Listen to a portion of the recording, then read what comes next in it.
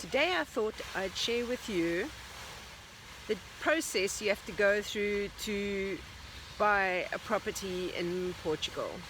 So for some people who've been following my channel, they've been asking for a video on the actual process because they're quite keen to do the same kind of thing. So I'm going to go through the 15 steps you need to do in order to be able to buy a property in Portugal. I'm not a lawyer, let me just give that disclaimer. This is just the steps I've gone through to be able to get this property.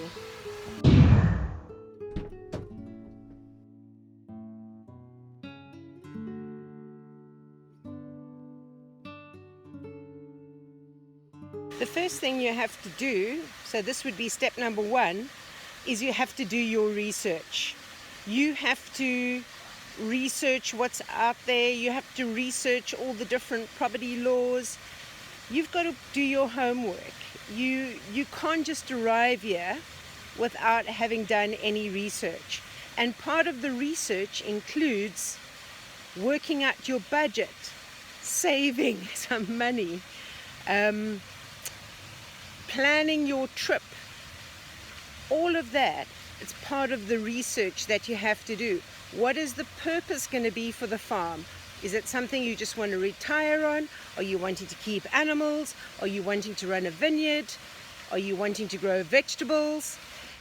Just remember though, if you are wanting to have a vegetable farm, everybody has vegetable farms here, so you're not really going to have a market for those vegetables. So are you going to be able to eat all those vegetables?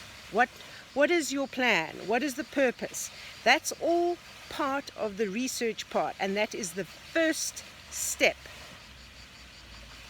Good research. Research everything.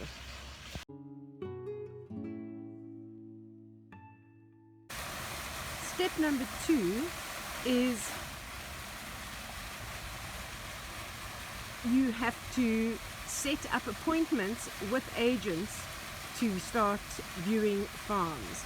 So I would suggest that you actually set up the appointments before you arrive in Portugal, and that you have an idea of what you're looking for, that you can convey that to the agent, and they will take you to see farms that are maybe a little out of your price range, but what they think is what you are looking for. Look, their time is precious. They're not going to waste it showing you farms that they know are way out of your budget or not something that you're wanting to do. So make sure that you have the clear plan that you can convey to the agent, so that the farms you view are all possibilities.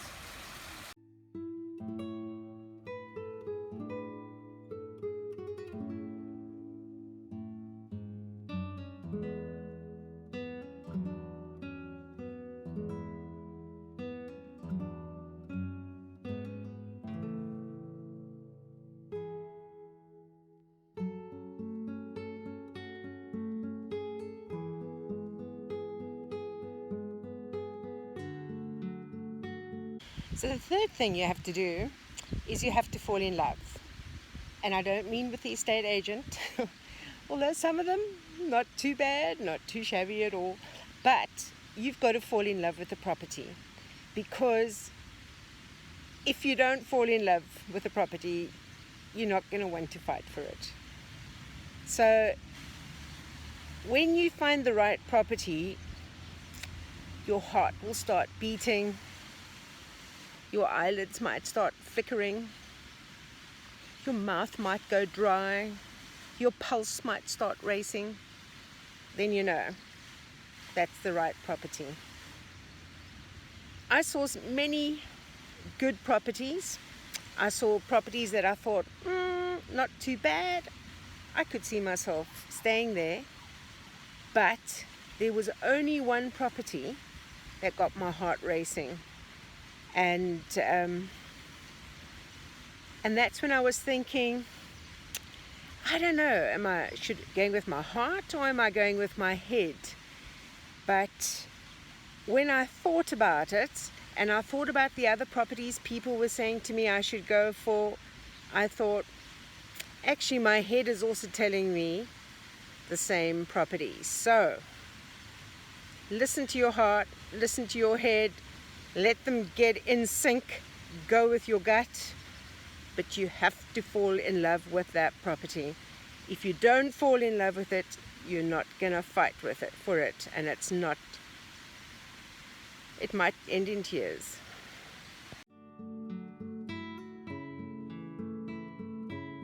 So number 4 is you've got to do your due diligence. And agents might tell you one thing. There's a lot of bureaucracy here in Portugal, so you've got to make sure that you're doing things legally. Look, if you want to take a chance, it's up to you. I wasn't prepared to just take a chance. So you need to, once you've fallen in love with the property, you can get a lawyer to check out the paperwork, or you can go to the local Câmara, which is the town hall, and see that you are going to be able to use the land for what you want to do on it. Or if the agent has all the documentations in place, that's perfect as well. So I managed to view the documents. So I saw the land is rustico, which means it's agricultural land, and the stone cottage is urban land, and it has a special urban habitation registration. So there's a fly buzzing around me. But I made sure that was in order before I made an offer.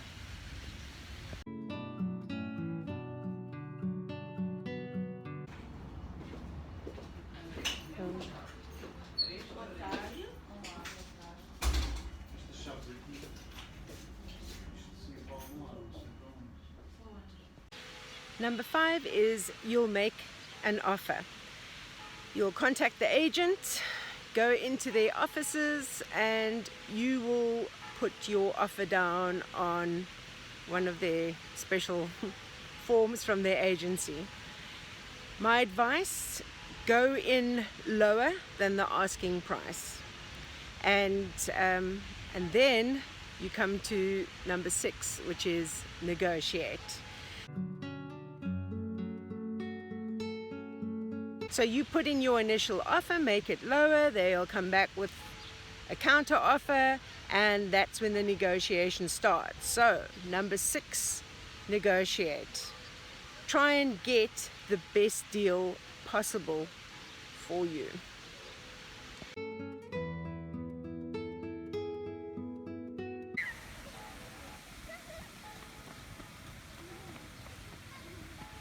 Number 7 is you are going to pay the deposit. So you can transfer the money across from your bank, wherever your bank might be, and the agent will give you their bank account details. I paid a third of the asking price as the deposit. Some other agencies might get you to pay 10%. I was quite happy to pay more because that's less than what I'll have to pay then when it comes to the deed at the end. So deposit is the next step.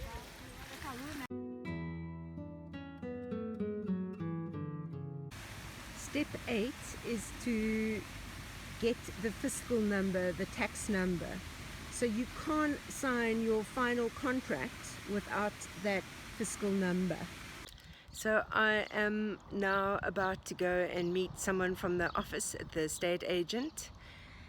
I signed the offer yesterday and the offer has been accepted, and I paid the deposit this morning, and so the next step is to get the fiscal number, and someone from the estate agency is going to take me to go and organize that. So that's where I'm off to this morning, hopefully to get the tax number so I can then go on to the next step in this property purchase.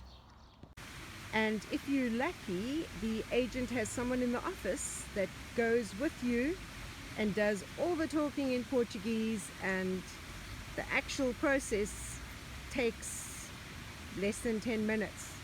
The wait, especially with this pandemic, might take a couple of hours.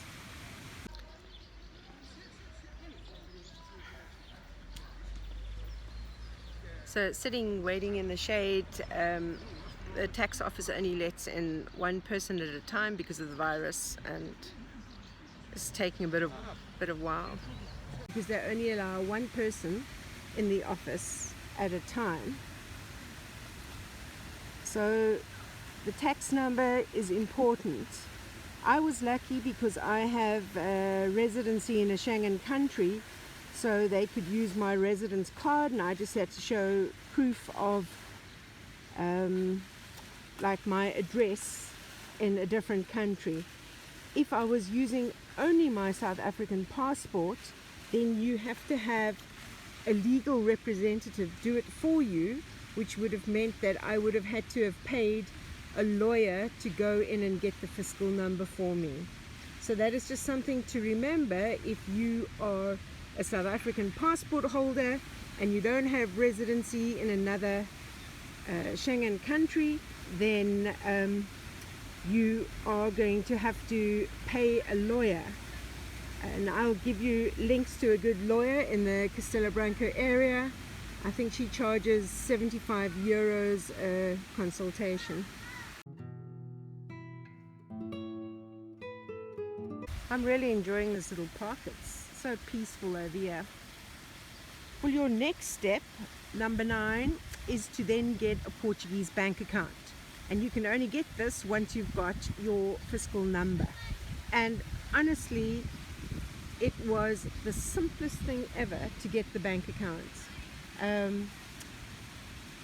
The agent's representative took me into the bank, introduced me to the bank manager, sat down, opened an account. You have to put in 250 euros, and that's it. And then you got a Portuguese bank account. As easy as all of that. So this morning I managed to get my Portuguese tax number, the fiscal number, and I'll give you a little bit more information on how you go about that. And then I managed to get my bank account, and now I'm off to sign the promissory note. So I'll fill you in later how all of that works.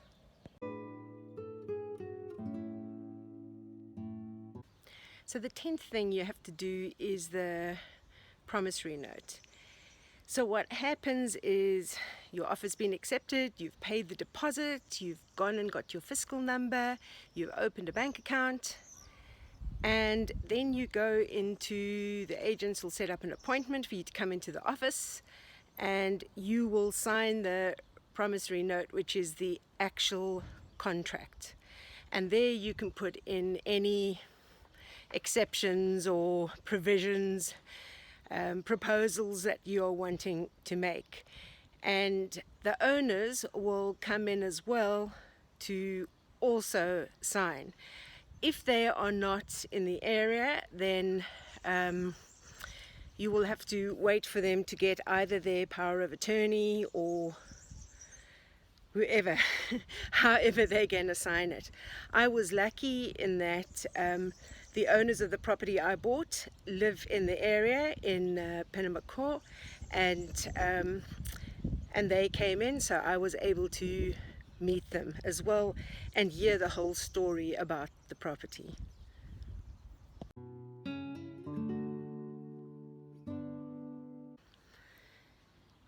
Number 11 is, if you are not going to be staying in the area and you're going to be leaving, you need to get a power of attorney, and that you can either do through your agent or through a lawyer. Obviously, if you do it through the agent, it costs nothing.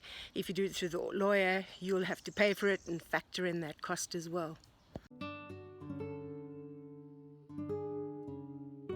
Step number 12 is you're just going to have to wait, and you're going to have to wait about 6 weeks to 3 months, and that is for all the paperwork and the bureaucracy and everything to happen in the background. So there's not much you can do other than have a little patience in that time.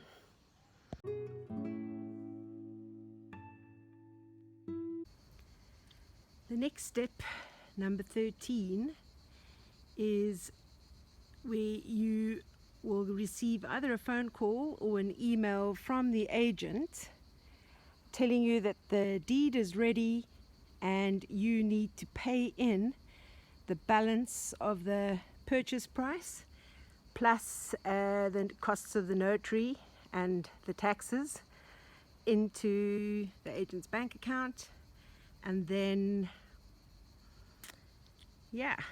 you're ready for step 14.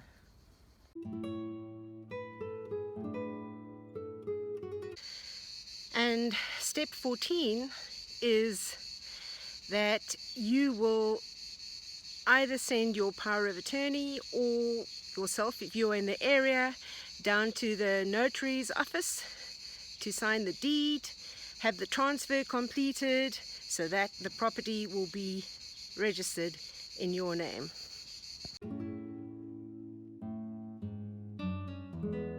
And then finally, step 15, you get the keys, sweating like mad here.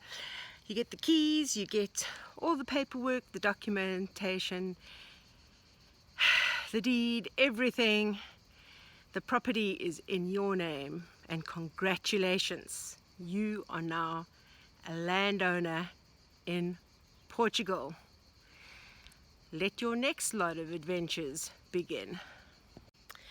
So if you have found this video or any of my other videos about buying property in Portugal helpful at all, please comment below, like the video, subscribe to my channel, all the good stuff.